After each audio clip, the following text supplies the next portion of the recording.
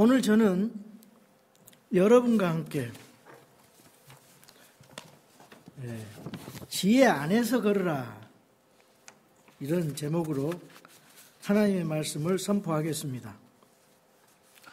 오늘도 우리 하나님께서 저희들을 이 귀한 자리에 불러주셔서 하나님의 복된 진리의 말씀을 듣게 되어서 감사를 드립니다. 하나님의 복된 말씀을 듣기 싫어하고 거부하는 사람들이 이 세상에 많이 있는데 우리 여러분들 이 자리에 불러주셔서 정말 하나님의 말씀을 사모하면서 그 말씀을 듣고 받아들일 수 있는 귀한 복된 사람 되신 것은 참으로 하나님의 은혜입니다. 복 있는 사람은 하나님과 하나님의 말씀을 듣는 지혜로운 사람입니다.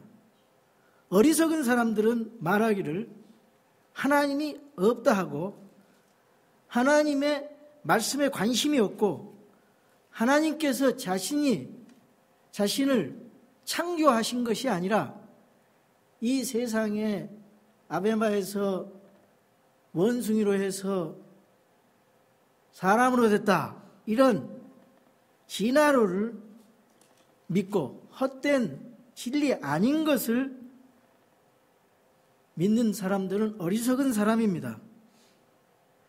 저는 여러분이 저와 함께 지혜로운 사람이 되기를 바랍니다. 지혜라는 것은 이 세상에 많은 지식이 있지만 그 지식을 잘 활용해서 하나님의 뜻에 맞는 삶을 살아가는 거예요. 그래서 성경은 지혜의 시작은 주를 두려워하고 경외하는 것이다 이렇게 말씀하십니다. 이 지혜의 왕인 솔로몬 잠언이나 전도서에 보면은 그 결론은 지혜는 하나님을 신뢰하고 그분의 뜻대로 살아가는 것이라고 고백하고 있습니다. 잠언서 9장 10절에 보니까 주를 두려워하는 것은 지혜의 시작이요 이렇게 말씀합니다. 전도서 12장 13절에 우리가 전체 일의 결론을 들을지니 하나님을 두려워하고 그분의 명령들을 지킬지어다.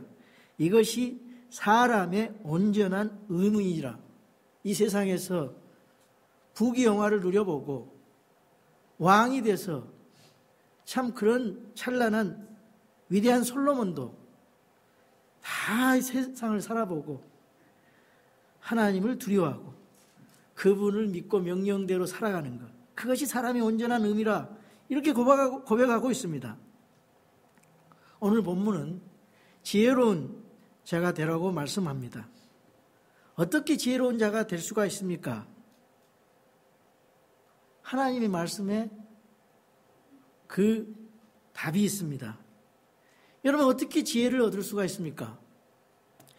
성경은 지혜가 부족하면 하나님께 구하면 받는다고 말씀하십니다.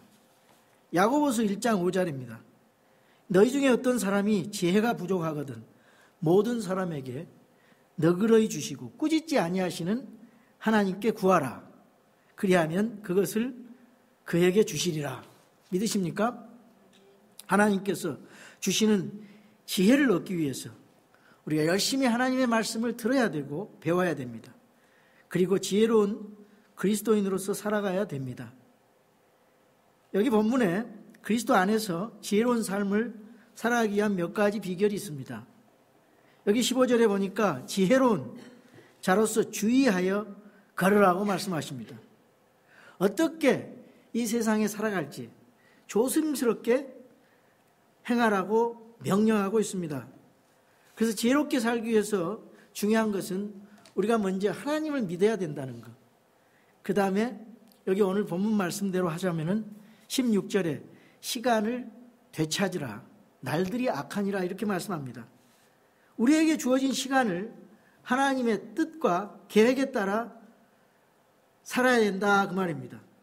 그래서 하나님께 영광 돌리는 삶을 살아가야 인간의 의미가 발견할 수 있고 인간의 방향과 목적이 정확하게 설정되는 것입니다. 그래서 우리가 시간을 아껴서 살아갈 수가 있는 것입니다. 지혜로운 사람은 세월을 아끼고 시간을 아껴서 살아가는 사람입니다. 그래서 하나님의 뜻에 맞는 삶을 살아갑니다. 영어로 이 시간을 되찾으라 그렇게 직역을 했는데요. Redeem the time. 이것은 이제 시간을 구속하라, 시간을 구원하라, 시간을 아끼라, 시간을 살아, 이런 의미가 있습니다. 아주 흥미로운 단어입니다. 자, 우리가 lost people, redeem the people, redeem, 예수님이 redeem, 우리를 redeemed 하셨다 그랬잖아요. 구속하셨다 그랬어요.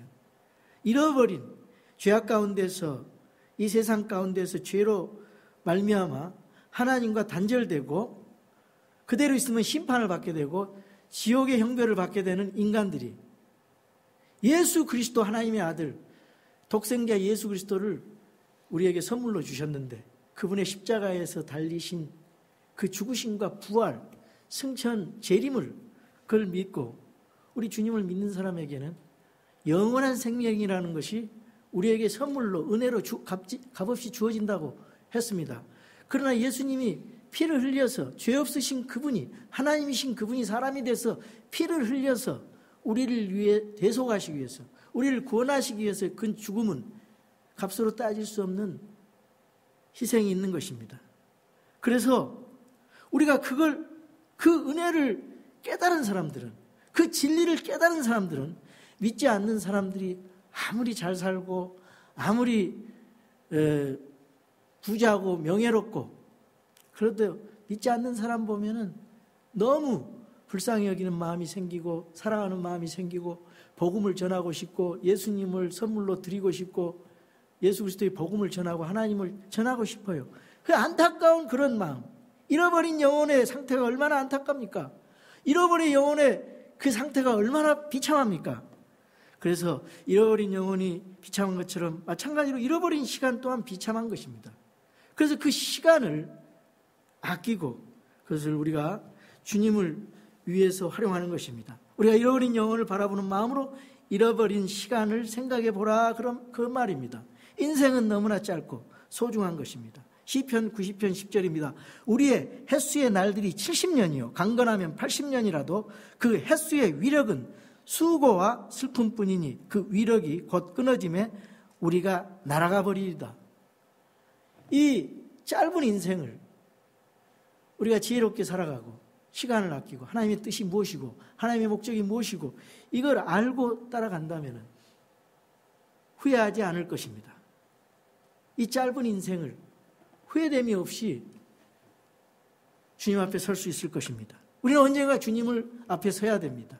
그리스도 심판석에 우리가 믿고 나서 내가 어떻게 살아왔는지를 주님 앞에 회개 보고할 날이 있을 것입니다. 그래서 부끄러움 없이 주님 앞에 서기 위해서 우리는 주님의 뜻대로 시간을 아껴서 살아가야 됩니다. 이 짧은 시간을 통해서 우리가 어떻게 하나님이 원하시는 삶의 발자취를 남길 것인가? 우리가 어떻게 하나님 앞에 영광을 돌리며 살아갈 것인가? 자문하면서 살아가야 됩니다. 시간을 구속하여 이 시간을 통해서 주님께 기쁨이 될 수가 있습니다. 주님께 영광이 될 수가 있습니다. 날들이 악하다 그랬습니다. 때가 악하다 그랬습니다. 주께서 가까이 오시기 때문입니다. 우리는 이 악한 세상에서 악한 세대의 영향을 받으면서 우리의 시간이 무가치하게 낭비되어지고 있음을 깨달아야 합니다. 이러한 상황 가운데서 주님의 재림을 사모하며 주님께 드리는 소중한 시간을 우리가 되찾아서 그 시간을 주님께 드리시기를 바랍니다. 두 번째로 주님의 뜻을 이해하라고 그랬습니다. 17절입니다. 그러므로 너희는 지혜 없는 자가 되지 말고 오직 주의 뜻이 무엇인지 이해하라. 여러분, 주의 뜻을 이해하려면 어떻게 해야 됩니까? 지혜로운 사람은 주님의 뜻이 무엇인지 깨닫고 분별하는 사람입니다. 나를 향하신 하나님의 계획과 목적과 뜻을 깨달아 아는 것입니다. 주님의 뜻을 알지 못하고 살아가는 사람들은 지혜롭지 못하고 어리석은 삶을 살아갈 수가 있습니다. 주님의 뜻을 알지 못하고 사는 수고와 시간은 우리에게 주어진 시간을 낭비한 결과로 끝날지도 모릅니다. 우리 인생에게 중요한 것은 하나님의 뜻을 바로 아는 것입니다. 그분의 뜻대로 우리가 살아가는 것입니다. 그리고 그분을 영광스럽게 하는 것입니다. 그리고 그분에게 받은 은혜를 다른 사람에게 전하는 것입니다. 우리에게 부딪혀오는 바쁜 일들이 반드시 중요한 일은 아닐 수도 있습니다. 우리 인생을 하루하루를 살아가면서 긴급한 일이 있습니다. 또 중요한 일이 있습니다. 이러한 일의 차이를 보면서 우리가 어떻게 이 세상을 바쁘게 살아가는가 점검할 필요가 있습니다. 우리가 바쁘게 살면서 무엇을 했는가? 하나님 그것을 보실 것입니다. 우리에게 허락된 시간을 어떻게 사용했는가? 참 중요한 질문입니다. 우리는 주님의 뜻에 의해서 우리가 해야 할 많은 일들의 우선순위를 정하고 하루를 시작해야 될 줄로 믿습니다. 참으로 오늘 하나님 앞에서 가장 중요한 것이 무엇인가? 우리가 좋은 열매를 얻기 위해서 어떻게 내가 살아야 되는가? 내 삶에 있어서 가장 중요한 것이 무엇인가? 그것을 생각해 봐야 될 줄로 믿습니다. 내가 삶을 살면서 누구와 관계가 가장 중요한가? 여러분, 가장 먼저 하나님과의 관계를 정립하십시오. 하나님과의 관계를 먼저 소중하게 생각하고 하나님과 밀접한 관계 속에서 하루를 시작하시기 바랍니다. 주님을 더 깊이 알고 사랑하고 신뢰하기 위해서 우리가 해야 할 일이 무엇입니까? 성경을 읽어야 됩니다. 하나님의 말씀을 묵상하고 되새겨야 됩니다. 주님과의 교제 시간인 기도의 시간을 가져야 됩니다. 바쁠수록 시간을 하나님과의 대화의 시간을 많이 가져야 됩니다. 참으로 먼저 주님의 관계를 바르고 할 때 다른 사람과의 관계도 바르게 되고 참 하루하루가 기쁘고 감동이 넘치고 감격한 하루하루가 될 줄로 믿습니다.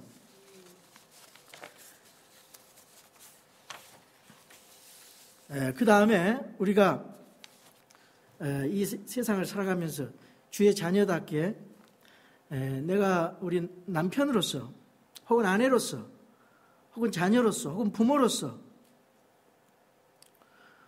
제대로 삶을 살아가고 있는가? 주님 안에서 제대로 각자의 역할을 잘하고 있는가? 내가 신실하게 섬기고 있는지, 신실한 역할을 하고 있는지, 하나님께서 나에게 주신 그 사명을 다하고 있는지, 내가 가정에서 잘 지내고 있는지 점검하며 살아가야 됩니다. 내가 남편을 위해서 얼마나 많은 시간을 내고 있는지, 그 남편을 위해서 또 얼마나 기도하고 있는지, 자녀를 위해서 얼마나 기도하고 하나님의 말씀으로 잘 양육하고 있는지 우리 생각해 봐야 됩니다. 그런 책임을 우리 하나님으로부터 받았습니다. 그래서 여기 마지막 절에는 하나님을 두려워하는 가운데 서로 복종하라 그랬습니다. 서로 사랑하고 복종하라 그랬어요. 우리 모든 삶은 하나님께 복종하면서 두려워하면서 섬기고 하나님께서 나에게 영원한 생명을 주신 우리 똑같은 지체들을 사랑하고 섬기는 것입니다. 우리 그리스도 안에서는 높고 낮은 게 없습니다. 다 평등합니다. 목사도 성도들도 다 평등합니다. 목사는 예수 그리스도를 닮아서 제자들의 발을 씻기신 주님의 본을 받고 성도들을 섬겨야 됩니다. 우리 성도들도 하나님의 말씀을 맡은 목사를 형제로서 기쁨으로 섬겨야 됩니다. 그래야 우리 교회가 좋은 교회가 되고 하나님께 기쁨이 되고 영광이 되는 그런 교회로 세워질 줄로 믿습니다. 그리고 세 번째로 성령으로 충만하라 그랬습니다. 첫 번째는 시간을 아끼라. 두 번째는 주의 뜻이 무엇인지 이해하라. 세 번째로는 성령으로 충만하라. 지혜로운 사람이 되기 위해서는, 지혜로운 삶이 되기 위해서는 성령으로 충만하는 것입니다. 우리 문제는 주님의 뜻대로 살 수 있는 능력이 우리 자신에게는 없습니다. 우리 인간이 하는 일에는 한계가 있다 그 말입니다. 어떻게 우리가 좀 인간이 잘해보려고 하면은 거기에 자기 의가 드러나고 상대방에게 상처를 주고 혹시 무엇을 하려다 보면은 그것이 상대방에게 비판이 되고 정죄함이 되고 그래서 참 세상 살기가 힘들어요. 그래서 우리가 그 방법을 이길 수 있는 방법은 성령으로 충만하는 것입니다. 우리에게는 어찌할 방법이 없습니다. 인간의 힘으로 무엇을 하는데 한계가 있습니다. 그래서 주님의 의에 복종하는 거예요.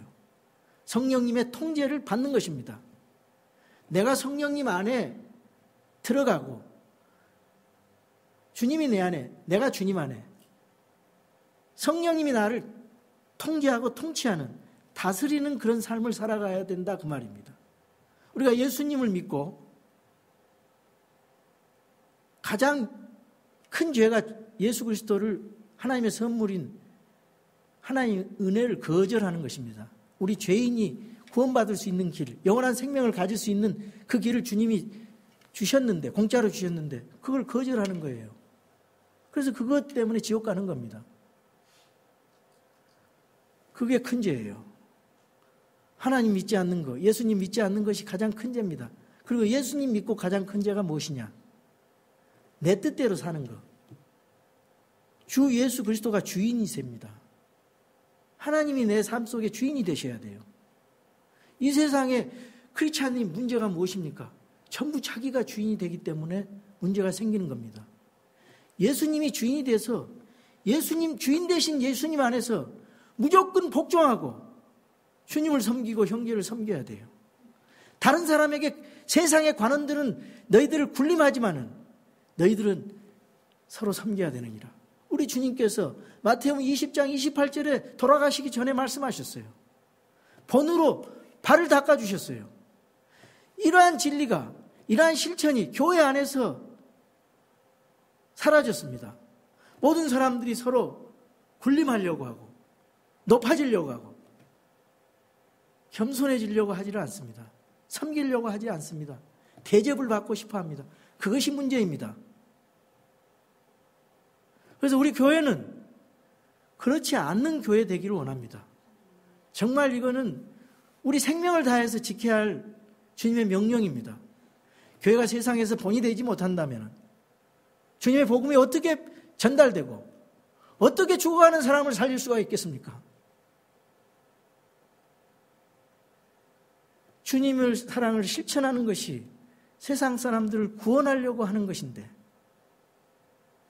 우리가 제대로 되지 않고 하나님 앞에 바로 서지 않고 내가 교만하고 세상 사람들과 똑같이 교회 안에서 비난하고 그럼 어떻게 다른 사람들을 구원시킬 수가 있겠습니까?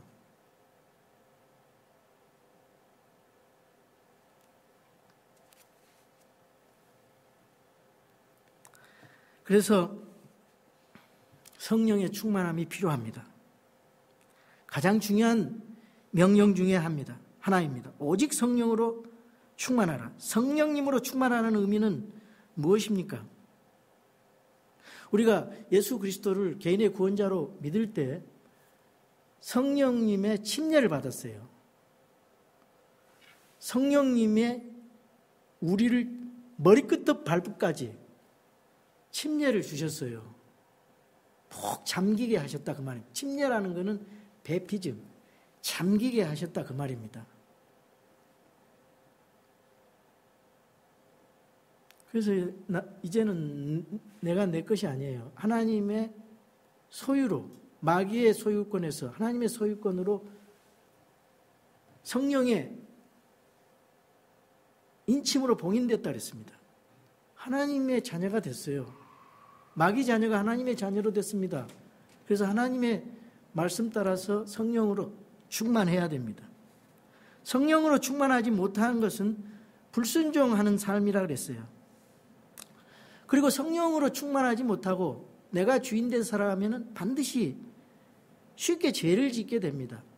이 정욕과 욕심을 쫓아서 죄를 짓게 됩니다. 성령으로 충만하면은요, 죄를 싫어하게 됩니다. 여기 이 성령으로 충만하라 이 명령은 한 번만 딱 하고 그만하라는 말이 아니에요. 계속적으로 성령님이 충만해야 된다 그 말이죠. 계속 채워지게. 예. 우리 성령님의 침례는 단 한 번이지만은 과거에 예수님을 믿을 때 단 한 번이지만은 예수님을 믿고 나서 계속으로 하나님 말씀으로 기도로 성령님으로 충만해 갈 책임이 저희에게 있어요. 우리가 할 일은 다만 주님 성령님으로 충만하게 내 자신을 맡겨드립니다. 하나님께서 나를 통치해 주소서. 이렇게 기도를 할 때 성령님께서 편안하게 우리 마음속에 오셔서 역사하시는 것입니다. 매 순간마다 계속 성령으로 충만하라는 명령입니다. 그래서 우리가 성령 충만함을 사모해야 됩니다. 기도하면서 하나님 저는 혼자 살 수가 없으니 성령님으로 충만할 수 있도록 주님께서 인도해 주세요. 성령님이 나를 다스리도록 겸손하게 해 주세요. 주님 내 자신을 내어드립니다. 주님이 나를 다스려 주세요. 이렇게 우리의 고백이 나와야 됩니다. 이 고백은 어느 한 개인에게 준 게 아니에요. 어떤 일부분의 그리스도인들에게 주신 명령이 아닙니다. 모든 그리스도인들이 성령 충만함 이 명령을 받고 있습니다. 오직 너희는 성령으로 충만하라.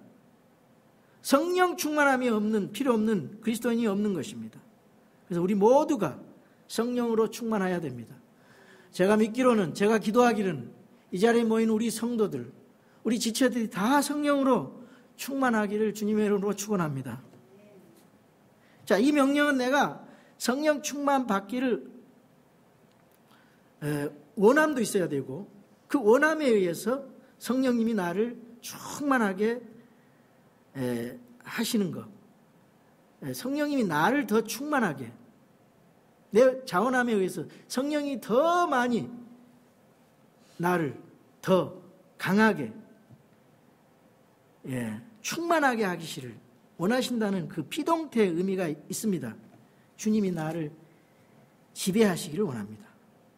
성령님이 나를 다스리기를 원합니다. 이렇게 이해를 해야 될 줄로 믿습니다. 성경은 성령님과 관련되어 말씀하십니다. 데살로니가전서 5장 19절에 성령을 억누르지 말라. 어떨 때 성령님을 억누르게 됩니까? 우리가 죄를 지으면 성령님이 근심하게 됩니다. 에베소 4장 30절입니다. 하나님의 거룩한 영을 슬프게 하지 말라. 그분으로 말미암아 너희가 구속의 날까지 봉인되었느니라. 우리가 죄를 지으면요 성령님이 불편해 하십니다. 성령님이 역사하실 수가 없습니다. 성령님을 슬프게 하는 것입니다. 우리가 믿음 생활하면서 죄를 지으면은 성령님의 감화 감동이 없어요. 무디해지게 됩니다. 그래서 하나님의 인도를 느낄 수가 없습니다. 기도를 해도 평안이 없습니다. 그래서 죄를 지으면은 그리스도의 피를 의지해서 즉각적으로 자백해야 됩니다. 요한일서 1장 9절입니다. 만일 우리가 우리의 죄들을 자백하면, 이거 신자들에게 하신 말씀입니다.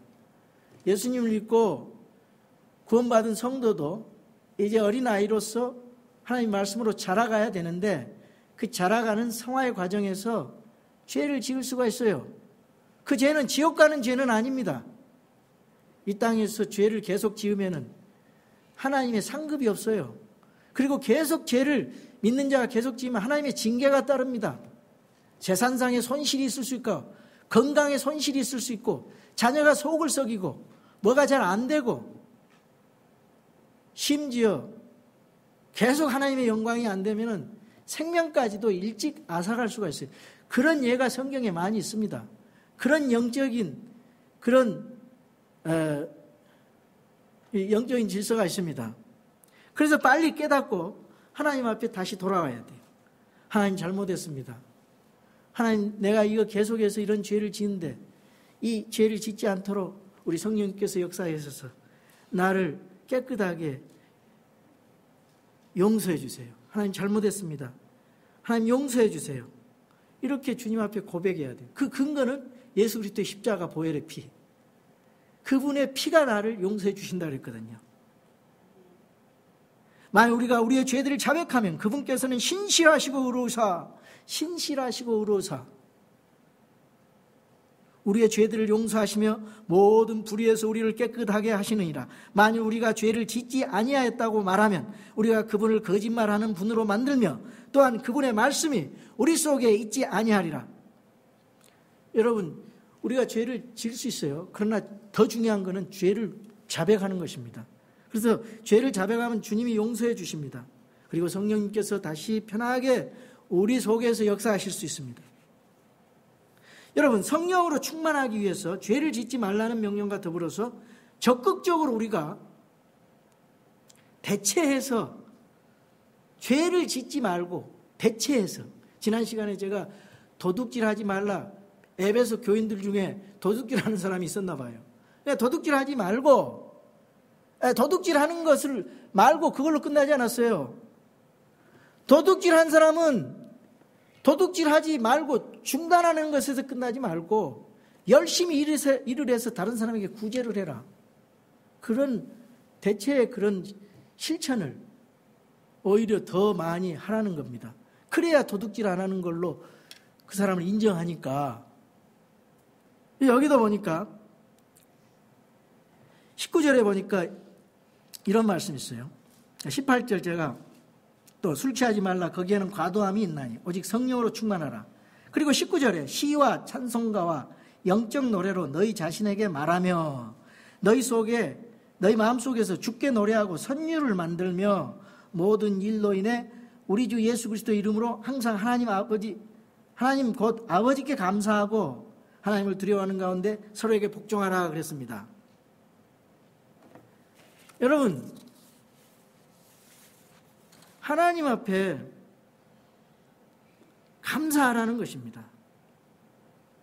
죄를 짓지 말고 불평불만하지 말고 있는 것에 만족하면서 하나님을 찬양하고 권면하고 시와 찬송가와 영적 노래로 마음에 감사하라는 것입니다. 하나님을 믿는 사람들의 특징은 감사하는 사람입니다. 감사하는 사람은 성령 충만한 사람입니다. 뭔가 세상에서 뭐가 잘 안 되고 고난을 받고 그러면 불평불만합니다. 하나님을 원망합니다. 그러나 그 고난과 어려움은 가장된 축복이라는 말이 있지 않습니까? 그래서 하나님 앞에 오히려 감사하면은 우리의 믿음이 성숙해지고 우리가 더 넓은 마음으로 하나님을 찬양하게 됩니다. 왜 그러냐? 하나님이 능력의 하나님이시기 때문에, 하나님께서 주관자이시기 때문에, 이 굴곡의 이런 사망의 음침한 골짜기라도 내가 항상 이렇게 살 수는 없다. 하나님께서 반드시 밝게 빛나는 봉우리와 같은 그런 때를 또 있게 해 주실 것이다. 이렇게 하나님을 의지하면서 어려움을 극복해야 됩니다. 그럼으로써 우리의 믿음이 단련되고 정금처럼 단련되고 우리가 훈련받는 것입니다. 하나님께서 그것을 통해서 다듬어 드리는 것입니다. 다듬어 주는 것입니다. 골로새 3장 16절에 17절입니다. 에베소와 골로새는 쌍둥이 서신이에요. 여기 보면은 그리스도의 말씀이 너희 속에 모든 지혜로 풍부히 거하게 하여 시와 찬송과 영적 노래로 서로 가르치고 훈계하여 너희 마음속에서 은혜로 주께 노래하고 또 너희가 말이나 행위로 무엇을 하든지 모든 것을 주 예수님의 이름으로 하며 그분을 힘입어 하나님 곧 아버지께 감사를 드리라. 여기에서 다 비슷합니다. 그런데 한 가지 성령으로 충만하라. 이 말씀 속에 한 가지 대체한 단어가 있어요. 그것이 무엇이냐? 그리스도의 말씀이 너희 속에 모든 지혜로 풍부히 거하게 하며 그리스도 말씀으로 풍성하게 충만하라는 것입니다. 예. 그러니까 성령 충만함은 하나님의 말씀으로 충만한 것이다. 바로 이 말씀입니다. 성령 충만함과 하나님의 말씀으로 충만하는 것은 뗄래야 뗄 수 없는 동전의 양면과 같이 우리 성도들을 풍성하게 하신다 그 말이에요. 여러분, 하나님의 말씀 안에 거하면요 성령님 안에 풍성히 거하면요, 죄를 짓지 않을 수 있고 하나님께 영광 돌릴 수 있고 이 세상에서 권능으로 살아갈 수가 있고 기쁨으로 살 수가 있고 어떠한 어려움이 있다 할지라도 권능 있게 하나님의 말씀 안에서 위로받으면서 살아갈 수가 있어요. 왜 낙심을 합니까? 이런 말씀이 없고 믿을 대상이 없고 그러기 때문에 낙심하는 거예요. 제가 지난주에 어느 분으로부터 전화를 받았어요. 지난주 수요일날 전화를 받고 참 그분이 낙심해가지고 자기가 그 사랑했던 그 애완견이 죽여서 거의 낙심해서 그 실망한 가운데 목소리 내지도 못해요. 목사님, 우리 강아지가 죽어서 너무 의지할 데도 없고 그래서 이 강아지가 죽으면 어디로 갑니까? 알려주세요. 이렇게 저에게 물어보시더라고. 그래서 제가 얘기를 해도 사람하고 강아지를 구분을 못 하더라고요. 자기 가족이라고 생각을 하더라고요. 제가 강아지는 죽으면은 소멸됩니다. 혼이 없어서 소멸됩니다. 그러나 사람이 죽으면은 소멸되지 않고 영혼이 있기 때문에 천국을 가든지 지옥을 갑니다. 자매님의 그 영혼을 더 생각해 보십시오. 그리고 제가 다음부터 거의 이렇게 받아들이지 않기 때문에 제가 그냥 포기하려고 했어요. 근데 갑자기 하나님께서 나에게 번뜩 지혜를 주시더라고요. 복음을 전해라. 그래서 이 생명을 살려라. 그리고 용기를 잃지 않고 포기하지 않고 그분에게 예수 그리스도의 복음을 전했어요.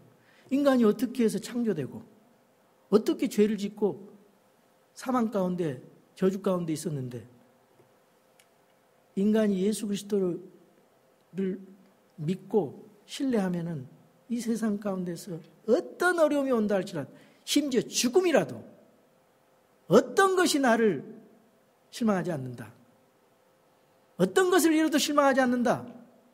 우리 예수님만이 영원한 소망이고 예수님만이 영원한 믿을만하고 왜? 그분이 창조주시기 때문에. 그래서 기도하는 마음으로 간절히 복음을 전했어요. 간절히 복음을 전했어요. 그러니까 옛날에 교회 좀 다녀봤대요. 집사하라 그래서 집사를 했대요. 근데 내가 너무나 안타까운 것은 어떻게 집사까지 한 사람이 그걸 모르고 있을까? 그리고 왜 아직까지 믿음 생활을 안 할까? 너무너무 내가 마음이 안타까웠어요. 그래서 그분을 위해서 간절히 기도했습니다. 함께.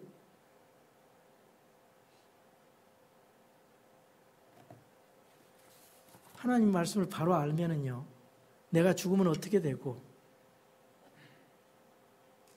이 세상에서 어떻게 살아가는가 답이 나옵니다. 답이 나와요. 왜 우리가 예수님을 믿어야 되는지 답이 나와요. 그래서 우리가 하나님 말씀을 들어야 됩니다.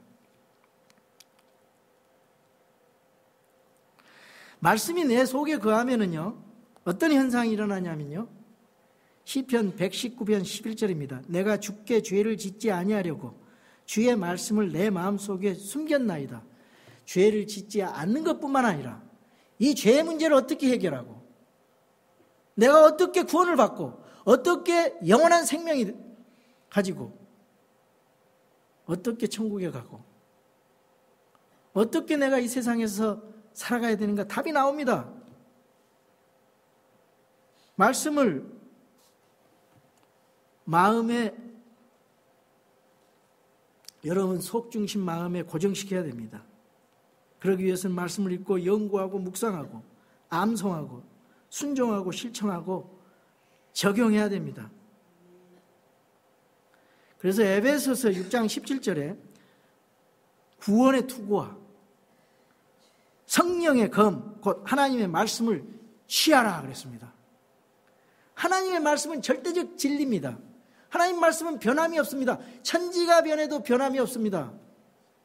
그래서 그 말씀에 우리 마음을 고정해야 흔들림이 없어요. 우리의 소망이 흔들림이 없어요. 내가 죽어도 주님 앞에 함께 있다는 그 미래 소망, 죽음 후의 소망을 갖게 돼요. 그게 영원한 생명이에요. 얼마나 귀한 말씀입니까? 이 성령님이 사용하시는 무기는 하나님의 말씀이라 그 말입니다. 성령은 하나님의 말씀을 통해서 역사하십니다. 성령님은 하나님의 말씀을 통해서 우리를 구원시켜 주시고 믿음이 자라게 하시고 성령님이 내주하셔서 나를 지배하게 하십니다. 우리가 성령으로 충만하면 우리 삶 속에 어떤 변화가 옵니까? 먼저 매일 나를 죽이는 그런 일이 있어요. 십자가에 못 박혀 있다 그랬어요. 매일 나를 죽이고 주님을 높이십니다. 주님을 높여요. 그리고 다른 사람을 섬겨요. 그런 마음이 자동적으로 듭니다. 주님의 은혜를 깨달은 사람은 그런 마음이 들어요. 자기 자신에 대해서 생각하고 자기 자신에 대해서 관심을 갖고 자기 자신만을 생각하는 그런 생각들이 주님을 생각하고 남을 생각하고 그 다음에 자신을 챙기게 돼요. 이게 진짜 크리스찬의 모습입니다. 그래서 가정이 변화가 됩니다. 교회가 변화가 됩니다. 직장이 변화가 됩니다. 그걸 잘 못해서 우리가 문제가 있는 겁니다.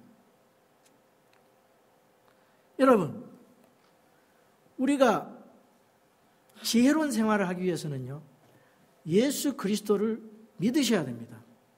제일 급선무예요. 그래서 하나님의 지혜가 뭐냐? 바로 예수 그리스도다. 이걸 말씀하셨어요. 고린도전서 1장 18절에서 25절. 십자가를 선포함이 멸망하는 자들에게는 어리석은 것이로되 구원받은 우리에게는 하나님의 권능이니라. 기록된 바 내가 지혜로운 자들의 지혜를 무너뜨리고 분별 있는 자들의 명철을 쓸모없게 만들리라 하셨으니 지혜로운 자가 어디 있느냐? 서기관이 어디 있느냐? 이 세상에 변론가가 어디 있느냐? 하나님께서 이 세상의 지혜를 어리석게 만들지 아니하셨느냐? 하나님의 지혜에 있어서는 세상의 지혜로 하나님을 알지 못하였으므로 하나님께서 복음 선포의 어리석음으로, 복음 선포의 어리석음이 무엇입니까? 설교예요, 설교. 하나님께서 이 설교하고 계시네 그렇게 비난하는 사람들도 있지만은 하나님께서는 이 설교라는 복음 선포의 어리석은 방법으로 사람들을 변화시키고 구원시키고 새 생명으로 이끄신다 그 말이에요. 그래서 제가 여러분 함께 설교할 때는요, 여러분이 저와 함께 설교하는 마음으로 같이 기도하고 같은 마음으로 설교를 해야 돼요. 그래야 은혜가 되고 사람이 살아나고 생기가 나고 구원을 받고 헛됨이 없이 말씀을 받아서 열매가 일어나는 것입니다. 하나님께서 복음 선포의 어리석은 것으로 믿는 자들 구원하시는 것을 기뻐하셨도다. 유대인들은 표적을 구하고 그리스인들은 지혜를 구하나 우리는 십자가에 못 박히신 그리스도를 선포하노니 그분은 유대인들에게는 걸려 넘어지게 하는 것이요 그리스인들에게는 어리석은 것이로되 부르심을 받은 자들에게는 유대인들에게나 그리스인들에게나 그리스도는 하나님의 권능이시요 하나님의 지혜이시니라. 하나님의 어리석음이 사람들보다 지혜롭고 하나님의 약함이 사람들보다 강하니라. 그 예수 그리스도로 여러분 인생 문제가 해결됩니다. 예수 그리스도는 인류의 영원한 소망입니다.